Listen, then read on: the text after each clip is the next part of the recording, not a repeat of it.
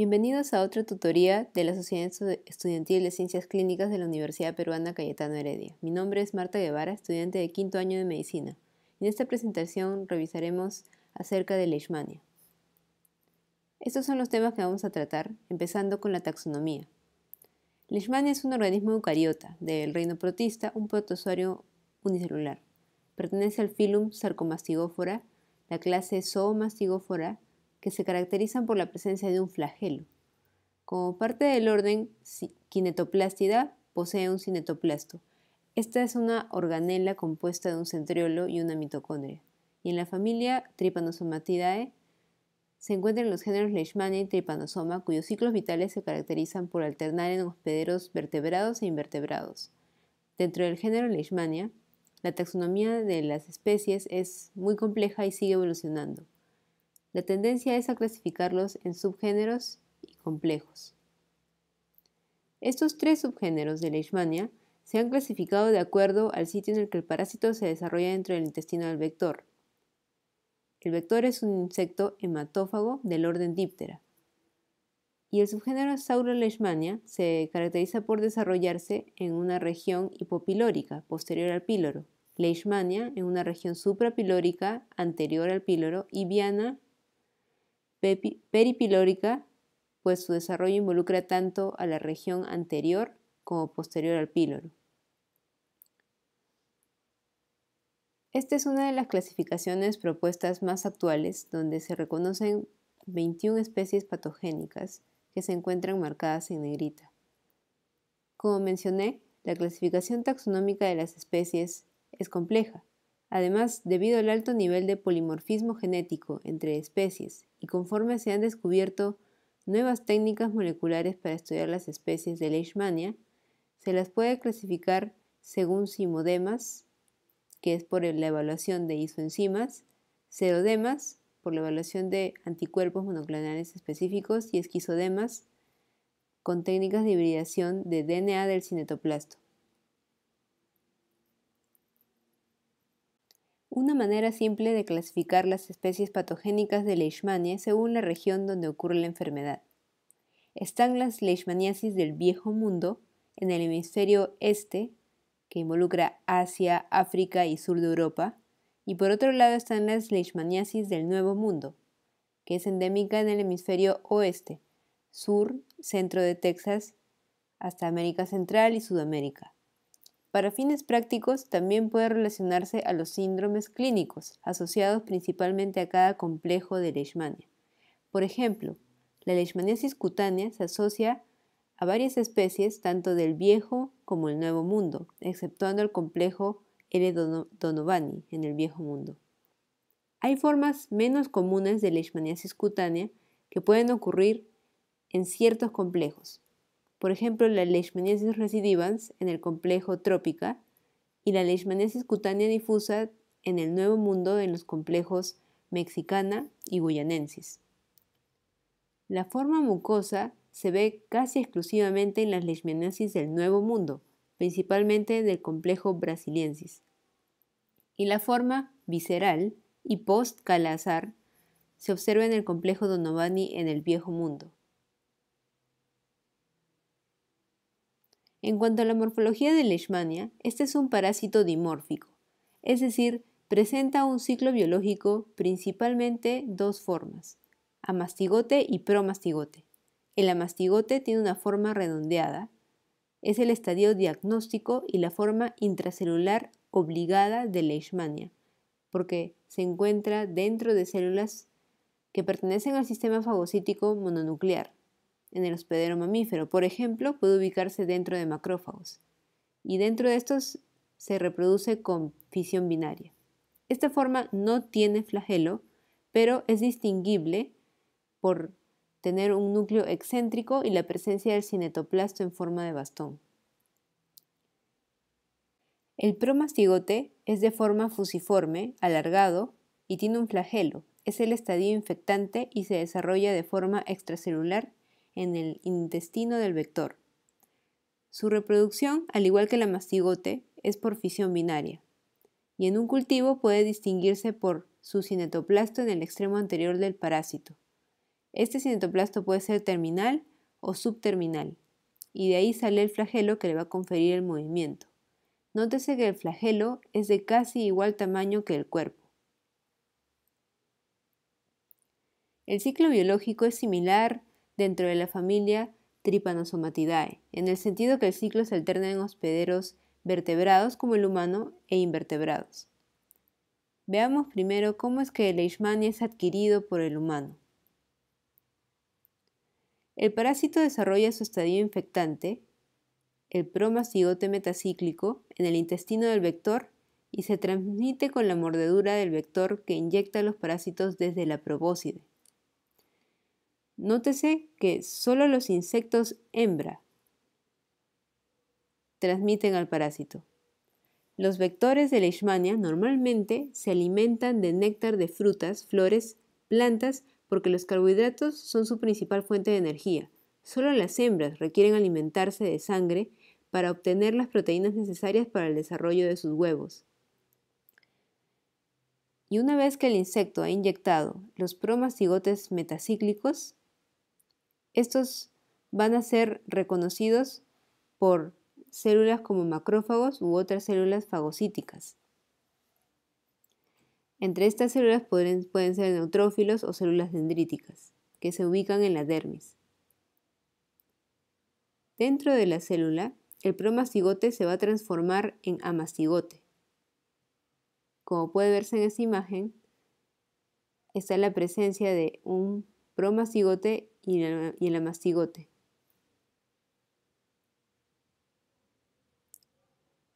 Luego, en los fagolisosomas se multiplican por fisión binaria. Nuevamente, en esta imagen puede verse dentro de un fagolisosoma o dentro de una vacuola parasitófora la presencia de múltiples parásitos de Leishmania en su forma de amastigote. Eventualmente llega un punto en el que la célula se rompe por la cantidad de parásitos que se han replicado y estos pueden diseminarse por vía linfática o sanguínea e invadir otras células retículo-endoteliales. Y las manifestaciones clínicas de leishmaniasis van a depender de la capacidad de la especie patogénica para diseminarse a otras áreas de la piel, mucosas o vísceras, y de ahí la clasificación sindrómica de la enfermedad en las formas cutánea, mucosa y visceral. Ya casi completando el ciclo, un flebotominio hembra se alimenta del hospedero infectado. De esta manera va a adquirir al parásito al ingerir células infectadas con amastigotes. Y de esta manera los amastigotes ingeridos por el insecto se van a transformar en promastigotes metacíclicos.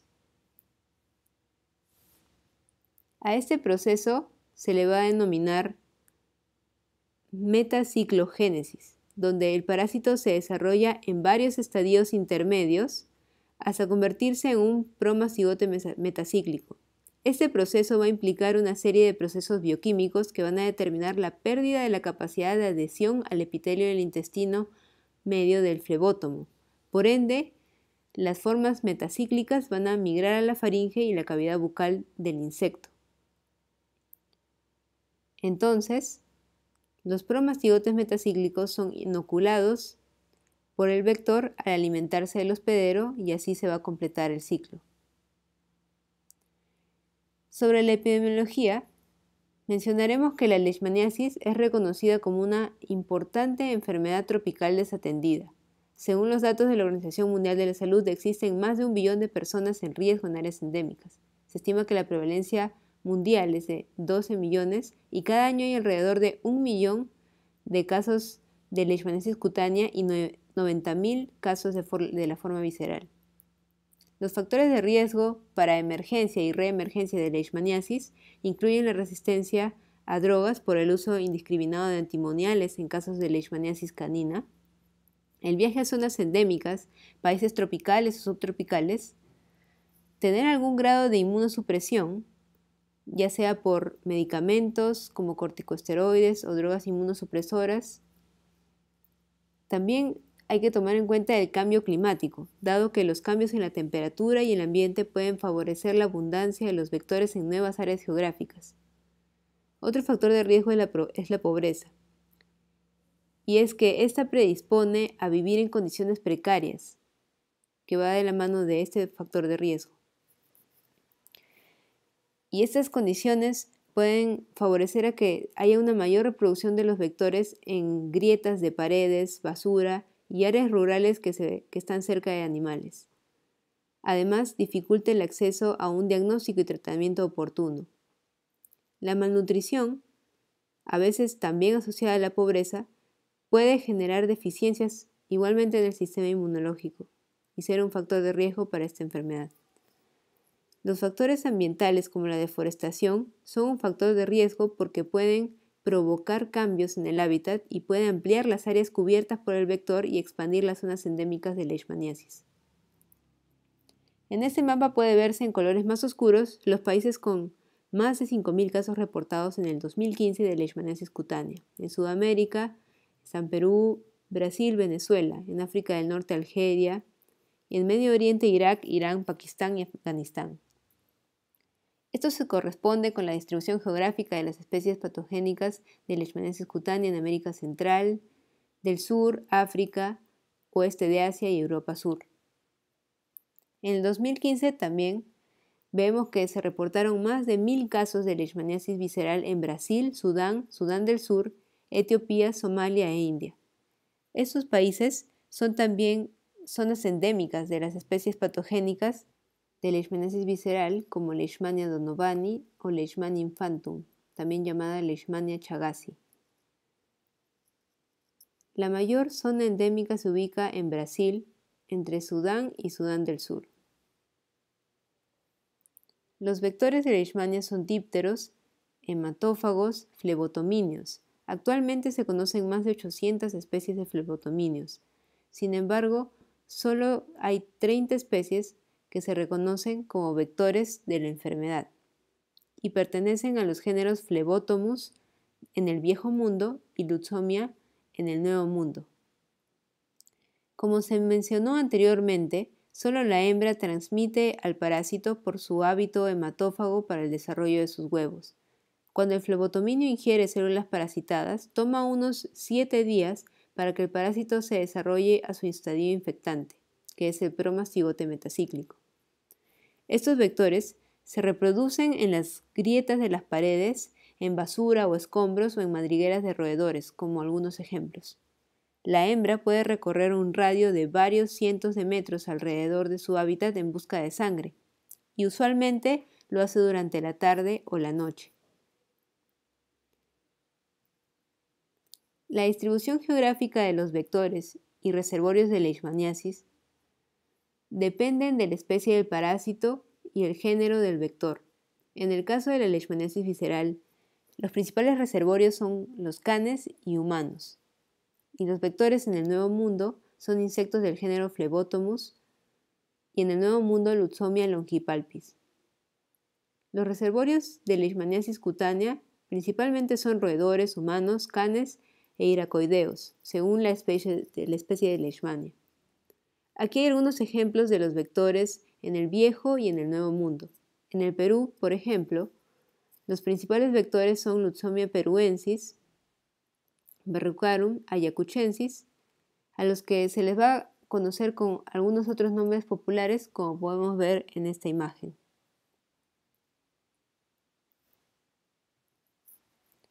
Sobre la clínica de leishmaniasis, primero se revisará el espectro clínico de este grupo de enfermedades y sus principales formas clínicas.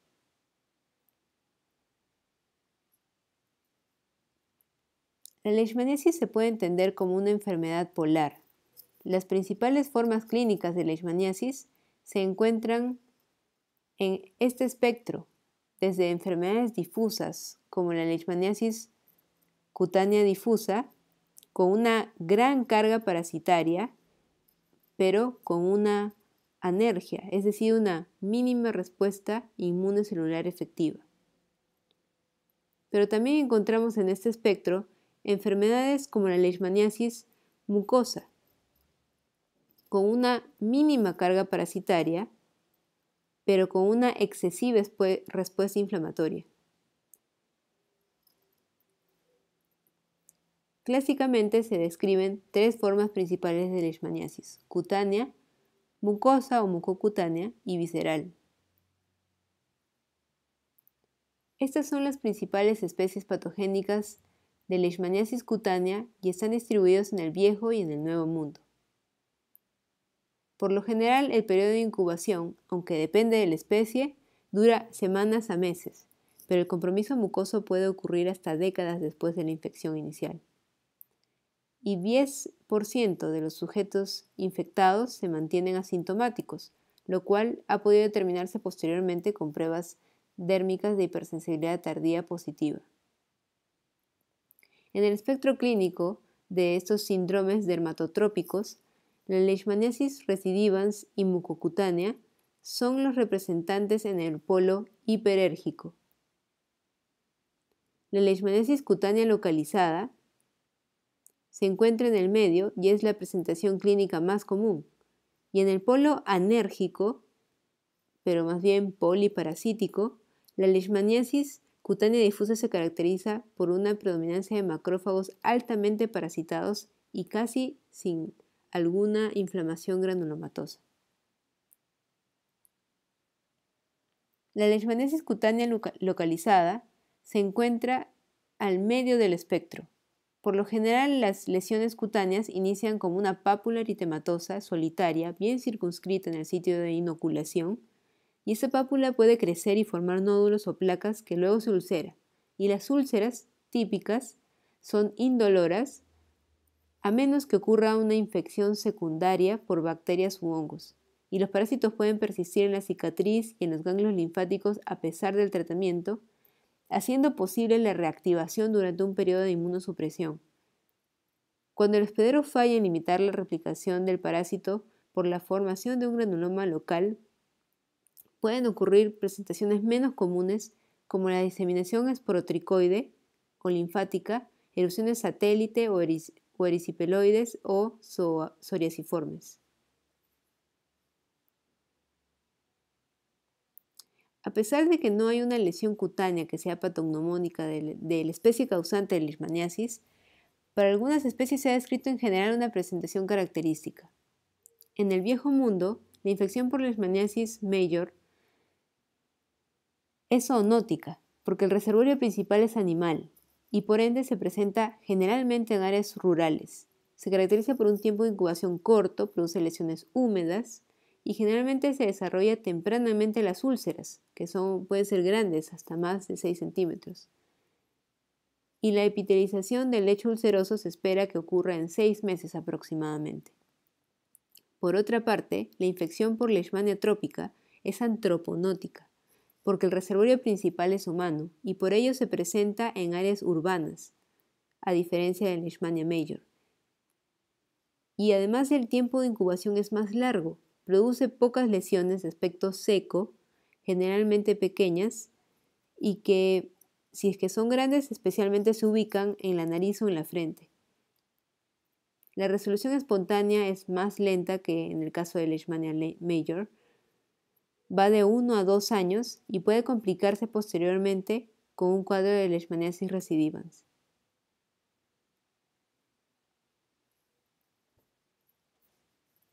La infección por leishmania aetiópica causa una lesión crónica similar a leishmania trópica. Se ha descrito característicamente que causa una lesión facial solitaria con o sin pápulas satélites coalescentes. Además, es importante mencionar que está asociada a la presentación de leishmaniasis cutánea difusa. La infección por Leishmania infantum chagassi suele ser crónica y está asociada a leishmaniasis visceral. Entre las especies del Nuevo Mundo, Leishmania mexicana se caracteriza por generar una úlcera pequeña y crónica. Como puede verse en esta imagen, esta úlcera puede ubicarse en el pabellón auricular, en la cara o en la mano. Y la lesión en la oreja se le conoce popularmente como chiclero. El pronóstico es bueno porque se espera que la resolución sea espontánea y rápida. La Leishmania brasiliensis suele causar lesiones húmedas, grandes, con un compromiso linfocutáneo. Y antes de aparecer la lesión cutánea, incluso puede presentarse linfadenopatías, fiebre y malestar. Sobre todo esta especie puede causar una diseminación esporotricoide. Y la Leishmania brasiliensis también puede comprometer mucosas, concurrentemente o luego de resuelta la lesión cutánea. Otra forma de presentación es la leishmaniasis recidivans. Este síndrome es causado por Leishmania trópica. Después de la resolución de la lesión primaria, los organismos persistentes causan nuevas pápulas en los márgenes de la cicatriz. Este síndrome se ubica en el polo hiperérgico del espectro. Por ello, en la biopsia de la piel se pueden observar pocos parásitos, pero una prominente respuesta inmune granulomatosa. Se ha descrito que este cuadro puede presentarse incluso seguido de un trauma en el área de la lesión, luego de varios años de formada la cicatriz. La leishmaniasis cutánea difusa es un síndrome raro que ocurre principalmente por la infección por Leishmania aetiopica, mexicana y amazonensis. Empieza como una lesión localizada que no se ulcera. Por el contrario, los amastigotes logran diseminarse a macrófagos de otras áreas de la piel. Se forman por lo general nódulos blandos o placas en el rostro, superficies extensoras de los miembros o incluso todo el cuerpo, como puede verse en esta imagen. En la biopsia de la piel se observa una gran carga parasitaria y prácticamente ninguna respuesta linfocítica, lo cual se corresponde al polo anérgico del espectro clínico. Y los pacientes con leishmaniasis cutánea difusa usualmente tienen defectos de la inmunidad celular y son alérgicos al antígeno de Leishmania. Y estos casos se han reportado en pacientes con SIDA. Y lograr un tratamiento exitoso en este cuadro por lo general es difícil. Alrededor de 2 a 5% de las personas infectadas con Leishmania brasiliensis van a desarrollar lo que conocemos como leishmaniasis cutánea. La Leishmania brasiliensis es el parásito principalmente relacionado a esta forma clínica. En el Viejo Mundo, solo pacientes inmunocomprometidos se ha descrito leishmaniasis mucosa por Leishmania infantum y trópica. El compromiso mucoso usualmente ocurre después de la resolución de una úlcera primaria, y el tiempo entre la lesión primaria y el compromiso mucoso puede ser tan corto como un mes o tan largo como décadas después. El riesgo de compromiso mucoso es relativamente bajo. En 20 años se estima que es menor del 3%, y ocasionalmente puede ser concurrente, y en ese caso se denomina leishmaniasis mucocutánea.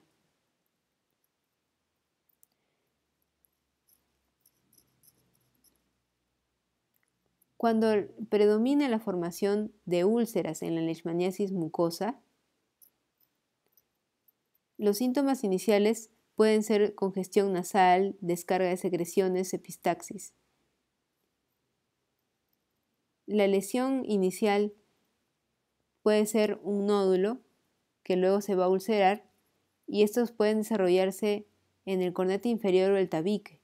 Una ulceración del tabique puede aparecer temprano y progresar, eventualmente destruyendo el tabique nasal y resultando en la llamada nariz de tapir por su parecido al tapir sudamericano.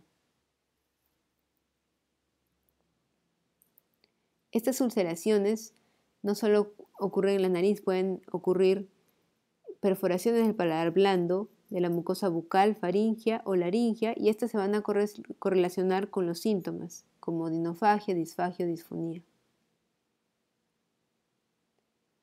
Cuando predomina la hipertrofia de mucosas, que resulta en una nariz y labios protuberantes, la condición se denomina espundia.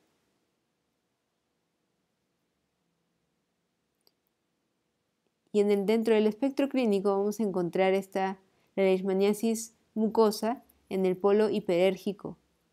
En la biopsia se verán lesiones mucosas característicamente con gran infiltrado de células mononucleares y con pocos parásitos.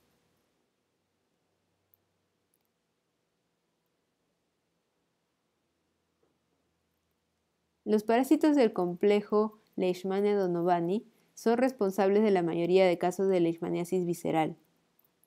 El periodo de incubación típicamente es de 2 a 8 meses, pero se han descrito tiempos muy variados desde 10 días hasta más de un año. Y las poblaciones en riesgo son principalmente niños preescolares e individuos inmunocomprometidos. Por ejemplo, sujetos con infección de HIV, pacientes trasplantados o usuarios crónicos de drogas inmunosupresoras como corticosteroides, metotrexate o inhibidores de TNF, entre otros. La leishmaniasis visceral es un espectro de signos y síntomas. En un extremo están las personas asintomáticas y en el otro extremo el cuadro clásico denominado Kala-Azar, que significa fiebre negra. A continuación describiremos la presentación clásica de la leishmaniasis visceral en su fase clínica. El Kala-Azar se produce por la diseminación del parásito al sistema retículo endotelial, incluyendo hígado, vaso, ganglios linfáticos, y el cuadro suele ser subagudo con un inicio insidioso, es decir, con una instalación de síntomas progresivamente, que se caracteriza por una pentada de síntomas que son fiebre prolongada, pérdida de peso, hepatoesplenomegalia, pancitopenia, que involucra anemia, leucocitopenia y trombocitopenia, e hipergamaglobulinemia. Como mencioné, estos síntomas suelen ser progresivos, pero en algunos casos puede instalarse de manera abrupta. Una característica importante de la esplenomegalia en el Kala-Azar es que a la palpación el vaso es blando. El palpar un vaso duro sugiere un diagnóstico diferente como una enfermedad hematológica o esquistosomiasis. El hígado igualmente se palpa blando con un borde agudo y superficie lisa. En algunas áreas, sobre todo en Sudán, es común observar además linfadenopatía. Otros hallazgos que también pueden presentarse derivado del daño visceral son elevación de enzimas hepáticas, edema periférico, hemorragias en uno o más sitios como epistaxis, gingivorrea, petequias, equimosis. Y varios pacientes como este niño lucen caquécticos, y esto parece estar mediado por la producción de citoquinas como TNF-alfa que tiene efectos catabólicos. La leishmaniasis visceral es altamente letal, por eso el principal objetivo del tratamiento es evitar la mortalidad. La muerte generalmente se da por una infección secundaria debido a la leucocitopenia o por anemia severa o hemorragia debido a la trombocitopenia. La coinfección con HIV empeora notablemente el pronóstico. Estos casos se ven con mayor frecuencia en Etiopía, Brasil e India. Y eso está relacionado a que en estos 6 países, Bangladesh, Brasil, Etiopía, India, Sudán y Sudán del Sur, se reportan aproximadamente el 90% de los casos mundiales. La leishmaniasis post-Kala-Azar es una secuela del Kala-Azar causado por Leishmania-Donovani, sobre todo en India y Sudán. Raramente se ve después del tratamiento de leishmaniasis visceral en América Latina o el Mediterráneo. Las lesiones de piel son crónicas y suelen persistir mucho tiempo. En India se ha descrito que llega hasta los 20 años, mientras que en Sudán se han descrito tiempos hasta un año. Las lesiones son muy variadas, pueden ser máculas hipopigmentadas que progresan a pápulas, nódulos y formas verrucosas. Pueden encontrarse en el rostro, en el tronco, extremidades, mucosas y ocasionalmente en los genitales. Los pacientes generalmente se sienten bien y las manifestaciones son principalmente cutáneas. Dado que a estos pacientes se les considera infectantes y reservorios de la infección antroponótica, el tratamiento anti-leishmania está indicado en estos pacientes. A la leishmaniasis podemos describirla como una patología en un espectro de 2 polos. Parecido al cuadro presentado anteriormente, en esta imagen particularmente se resalta que el espectro va desde un polo de altos niveles de inmunidad celular a polos de más bien altos niveles de anticuerpos e inmunidad humoral. Se considera que todas las formas clínicas requieren de una respuesta de linfocitos T helper Th1 para curar la enfermedad. Sin embargo, puede darse tanto una respuesta exacerbada junto con un gran número de linfocitos TCD8 citotóxicos que van a incrementar la severidad de la enfermedad. La consecuencia de una respuesta celular exagerada es el desarrollo de leishmaniasis mucosa. En contraste, los pacientes al otro polo del espectro tienen un alto número de parásitos en las lesiones a consecuencia de los bajos niveles de citoquinas del tipo Th1. Esta forma de enfermedad está asociada más bien a títulos altos de anticuerpos, pero estos anticuerpos son inútiles para contener la infección, puesto que Leishmania en su forma de mastigote es intracelular y está protegido de los anticuerpos. Además, los pacientes con leishmaniasis cutánea difusa en este polo del espectro producen un alto nivel de citoquinas regulatorias, como la interleuquina 10, que contribuye a una respuesta anérgica del paciente. En ambos extremos de la enfermedad es severa y en el centro hay un equilibrio que se describe en leishmaniasis cutáneas localizadas que tienen una curación espontánea. La primera barrera inmune frente a la infección se da por las células del sistema inmune innato. El parásito es depositado por el vector en la dermis con una mezcla de secreciones salivales inmunomodulatorias y proteofosfolicanos derivados del parásito. Aún no se conoce con certeza el impacto de estos factores en la función fagocítica. Se conoce que tras la infección temprana con los parásitos de Leishmania, los neutrófilos liberan trampas extracelulares neutrofílicas denominadas NETs. Estas NETs pueden destruir a los promastigotes de Leishmania por un proceso denominado netosis. Los neutrófilos vivos o necróticos pueden activar macrófagos infectados e inducir la activación de procesos de control parasitario dependientes de especies reactivas de oxígeno. Los neutrófilos desde un inicio de la infección reclutan células dendríticas al sitio de infección mediante quimioquinas, pero que, si mueren por apoptosis, estos neutrófilos van a suprimir más bien la activación de células dendríticas y macrófagos, lo cual resulta en una ineficiente activación de linfocitos Th1 y CD8, favoreciendo el crecimiento del parásito. Los monocitos reclutados al sitio de lesión, a diferencia de los neutrófilos, son eficientes para destruir a los parásitos de Leishmania al producir especies reactivas de oxígeno. Los monocitos también pueden diferenciarse a células dendríticas y migrar a ganglios linfáticos para favorecer la diferenciación de linfocitos Th1 al producir interleuquina 12. Los linfocitos Th1 luego migran a la piel y pueden eliminar al parásito induciendo una producción de óxido nítrico o amplificando la producción de especies reactivas de oxígeno.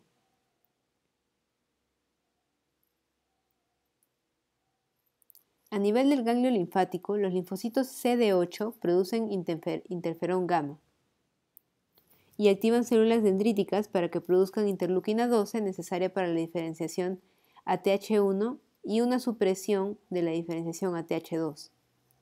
Además de la CD8, las células NK, aunque no están en esta imagen, también pueden proveer inicialmente interferón gamma necesario para la diferenciación a Th1.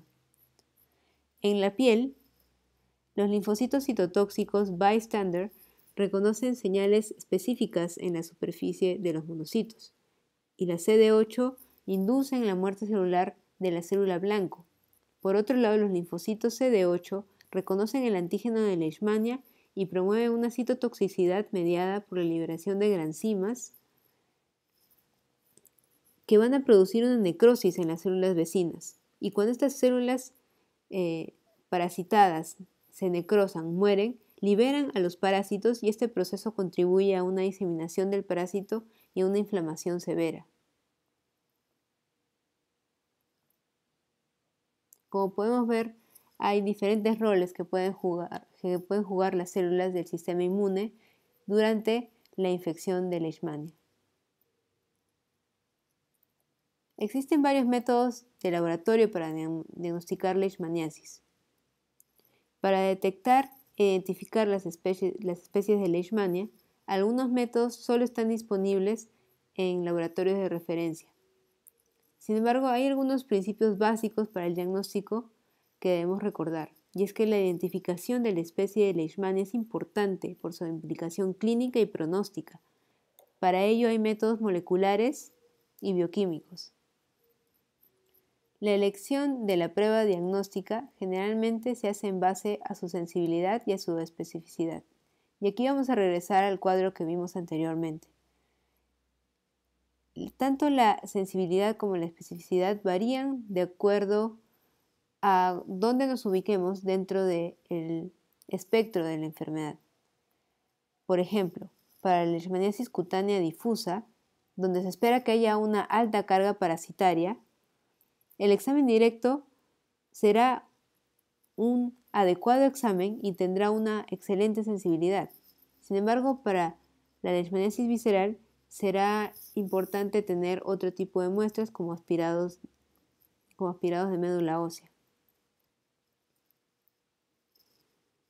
Las pruebas serológicas positivas en el caso de leishmaniasis visceral apoyan el diagnóstico, sin embargo, la sensibilidad es menor en pacientes coinfectados con HIV, donde va a predominar más bien la anergia. En el caso de la leishmaniasis mucosa, se caracteriza por una baja carga parasitaria. Por lo tanto, el examen directo no tendrá mucha utilidad para el diagnóstico. Sin embargo, el PCR o reacción en cadena de la polimerasa es una técnica molecular que va a ser muy útil en este caso. Vamos a revisar métodos directos de demostración del parásito y métodos indirectos donde más bien se demuestra una respuesta inmune al parásito. El examen directo consta de la observación directa del parásito intracelular que se realiza con una tinción Giemsa o Wright en el tejido, biopsia o raspado de las márgenes activos de una úlcera en el caso de la leishmaniasis cutánea. Este examen es directo y suele ser el primer paso para el diagnóstico porque es fácil y es accesible.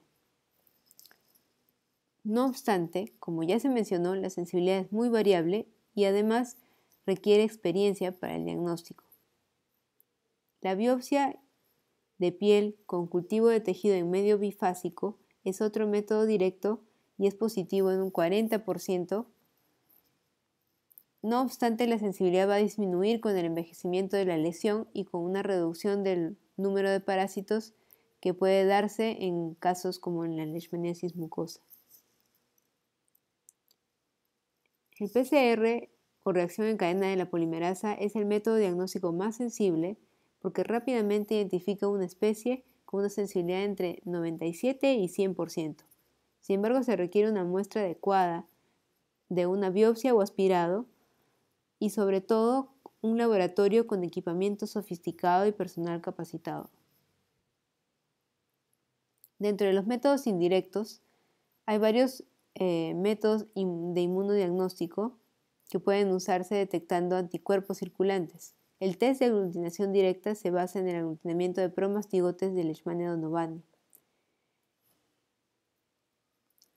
El test inmunocromatográfico basado en RK39 se usa rutinariamente para la leishmaniasis visceral por su simplicidad y aplicabilidad en el trabajo de campo. No obstante, la principal limitación de todos estos métodos es que no son capaces de diferenciar entre una enfermedad activa y latente, porque los anticuerpos pueden persistir incluso después de la curación. Por lo tanto, estos métodos no son útiles para el monitoreo del tratamiento ni para diagnosticar casos de leishmaniasis post-Kala-Azar o leishmaniasis recidivans. Otro método indirecto es el test de Montenegro o test de leishmanina.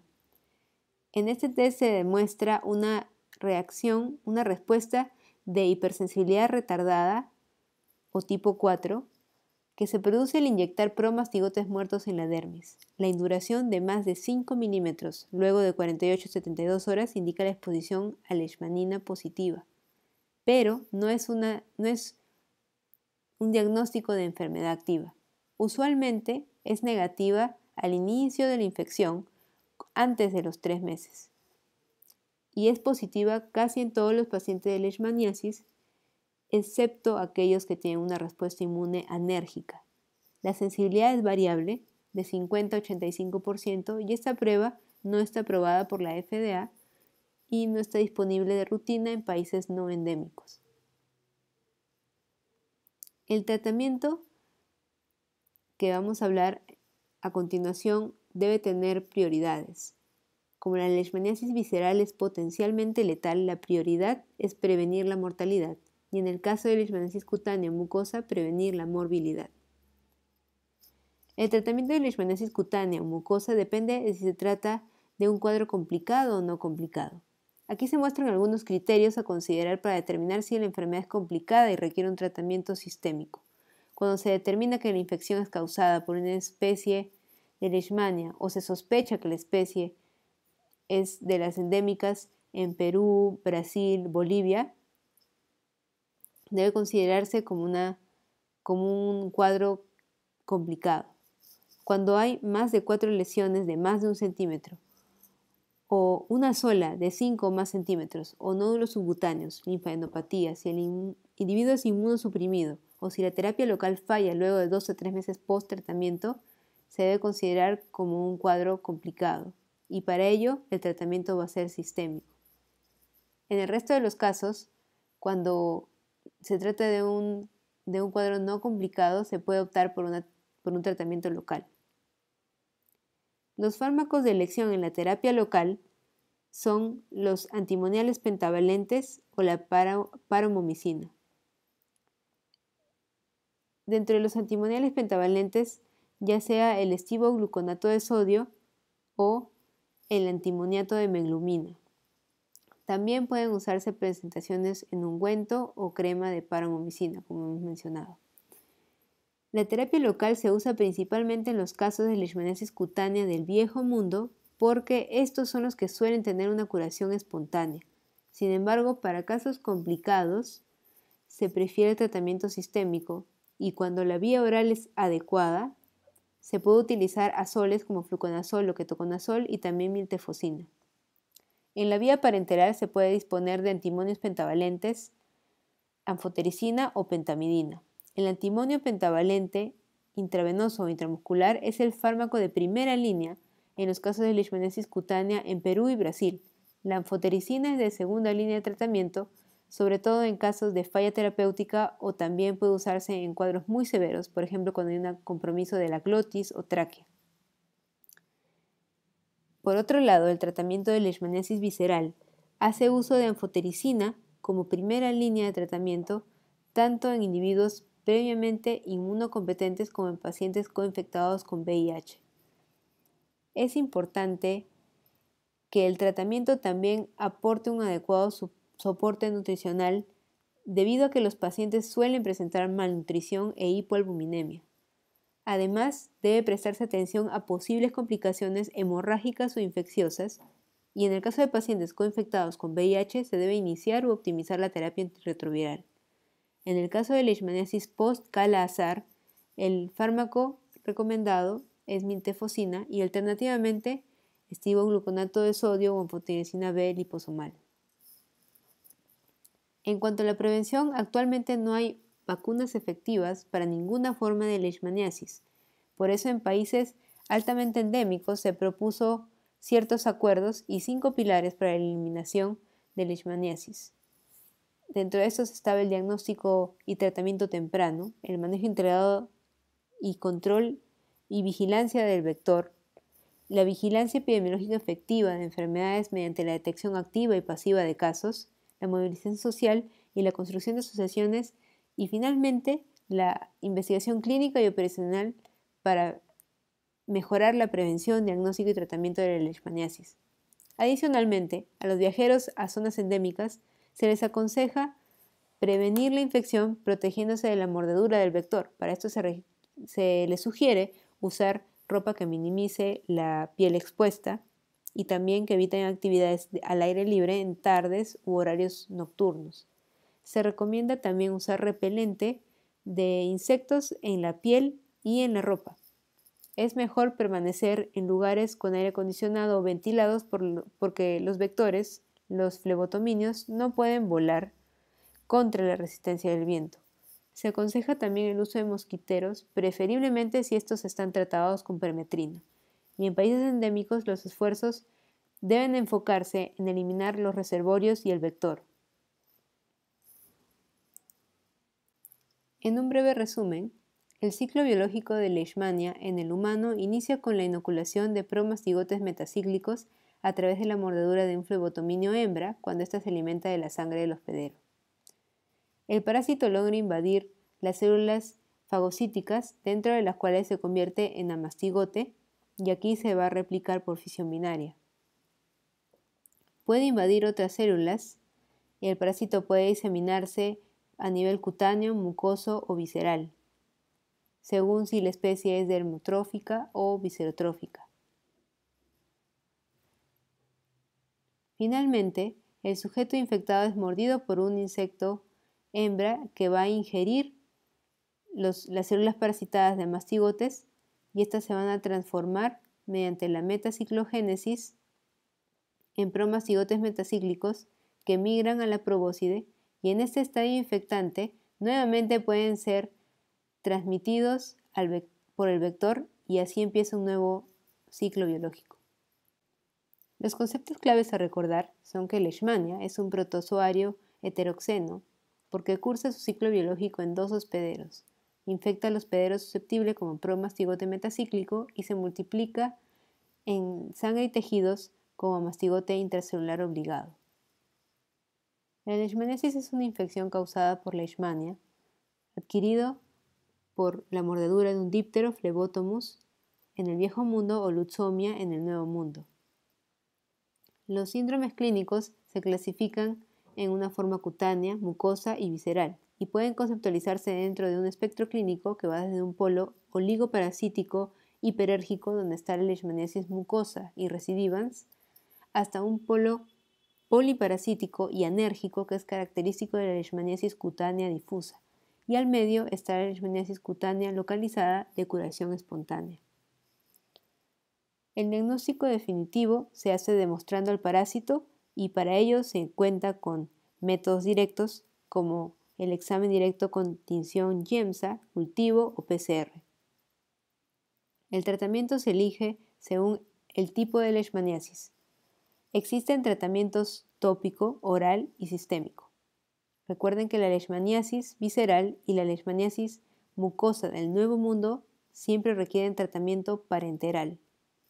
La anfotericina B es el fármaco de elección para la leishmaniasis visceral y el antimonio pentavalente es de primera línea en el caso de leishmaniasis cutánea complicada o leishmaniasis mucosa del Nuevo Mundo. Pueden revisar estas referencias para mayor información o escribirme a mi correo. Eso es todo. Espero que haya sido de utilidad esta presentación. Muchas gracias.